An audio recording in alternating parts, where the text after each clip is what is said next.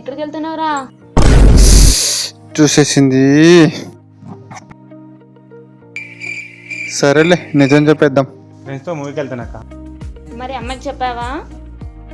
చెప్పినాక అవునా, ఒకసారి అమ్మని అడగనా? అమ్మ చెప్పక్క ప్లీజ్ అక్క.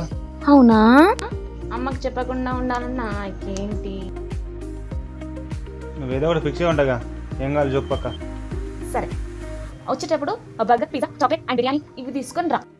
అక్క నేను పోయే టికెట్ కానీ నీ బడ్జెట్ ఎక్కువ అవుతుంది. సరే అయితే. అమ్మా చేక తెస్తాలే ఆగు. గుడ్ తంబి, కిట్ క్యాట్. మర్చిపోయి ఆగు. మొబైల్ డేటా కూడా వేసుకొని రా.